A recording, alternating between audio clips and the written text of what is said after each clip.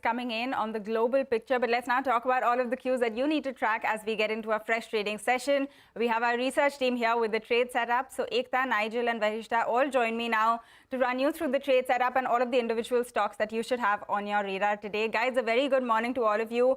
And Ekta, let me come to you first. Take us through all of the cues that we should track. We were, of course, just going through the global setup as well. Thanks for that. Well, yes, yesterday the markets did see a bit of a recovery which took place. So the markets closed with minor cuts following what was a sharp recovery that we saw in the last hour of the trading session. Remember that it was really the tale of two cities in the first half. Global recession concerns as well as the BOJ steps really weighed on sentiment, and that seems to have played out in terms of the global markets as well overnight. But nonetheless, the FIIs net bought around 455 odd crores, which is definitely a positive, and the DIIs were step in step. We don't see that too often, where both the institutions were net buyers in the market. But nonetheless, remember that the gross inflows are probably going to taper down as we go into the holiday season.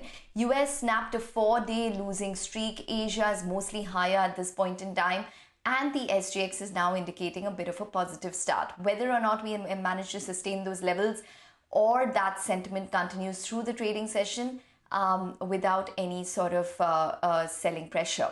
Now, crude has settled higher on a weaker dollar, so it's currently trading at around $80 per barrel. So that continues to be in this range of around 79 to 80. Now, a couple of cues from the outside, just to mention, the health minister has indicated to review the COVID situation in the country simply because of the rising cases that we've seen globally. Separately, we had the RBI December bulletin, which you had alluded to as well, where CPI is projected to rise, but they are possibly positive on capex. SEBI board meet outcome as well is something to take note of. We do have the RBI minutes in today's post-market today, so that will be something to take note of in tomorrow's trading session.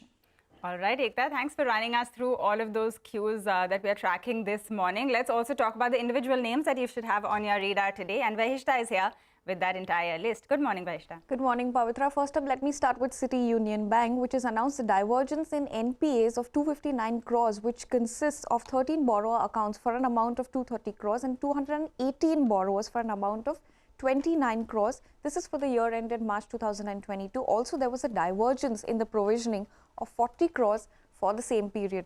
Moving on to GAIL India, which has raised approximately 1,500 crores via the issuance of non-convertible debentures on a private placement basis. Shyam Metallics has concluded the acquisition of Mittal Corporation and further strengthens the metal portfolio by entering the stainless steel wire rod and bar mill. And the capex spending shall grow all the way to 10,000 crores in the next 5 years. This is to meet the organic and inorganic growth plans through the internal accruals. VIP Clothing has sold its Umbergaon factory and raised approximately 10 crores from it. The capital which is gained by selling the asset will now be utilized in the business at a different level, from all the way from production, for technology, innovation and for marketing needs. Minda has entered into a license agreement with Accentech, which is in Korea, to strengthen its advanced automotive sensors product portfolio. The company specializes in mobility parts centered on sensors and actuators with manufacturing facilities which are in Korea, Vietnam and China at present. Dixon Technologies has received incentives which are amounting to approximately 140 crores for mobile manufacturing to Foxconn India and Paget Electronics, which is a subsidiary of Dixon Technologies. And the last stock that I'll be talking about is Jubilant Food Works. Domino's has launched 20 minutes delivery across 20 zones in India to deliver pizzas to its customers. All right, Vahishta, thanks a lot for running us through all of those individual stocks that we should have on our radar today. Finally, let's also talk about the cues from the futures and options space. Nigel, we did manage to see that last hour recovery, like Ekta was just pointing out as well, especially at a time when the rest of the Asian markets were falling all around us. Well, you said it, Pavitra. In the last couple of days, we've recovered from around 18,250 and 18,200 odd. And 18,000 yesterday, we did recover from there in style, actually, on the Nifty. The Nifty Bank, though, that recovered close to 350 to 400 points from the day's low, and it continues to hover around the 20 DMA. Now, the Nifty December futures, remember the start of the series, it was more than 100 points odd. Now it's come to a more realistic level of around 39 points odd. We have expiry that will play out in the next week or so, and the positionings as well have been lightening, and that was evident in the Nifty Bank. The Nifty Bank, the open interest yesterday was down by close to around 10% odd.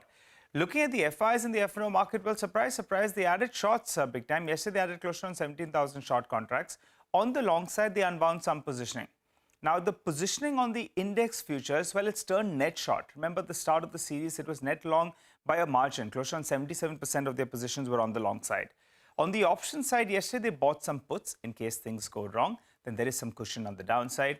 They also wrote calls aggressively yesterday. So, some bit of caution coming in terms of index options, but the volumes itself are so low. Two strikes to highlight which are active in trade. 18,300 call and the 18,200 put on. The 18,300 call, it appears it's continuously getting written. So the stop loss out there comes in at around 18,450 odd.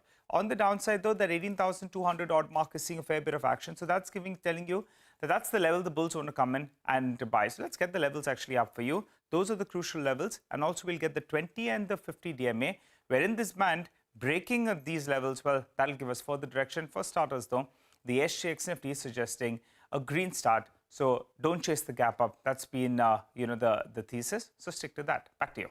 All right, that is the trade setup for today. Nigel, Ekta, as well as Vaishya, thank you very much for joining us and prepping us up for this trading session. With that, it's time for our first short break on the show. But on the other side, like we told you, market regulator SEBI says it will phase out open market share buybacks. It also greenlights the execution-only platform for direct mutual funds.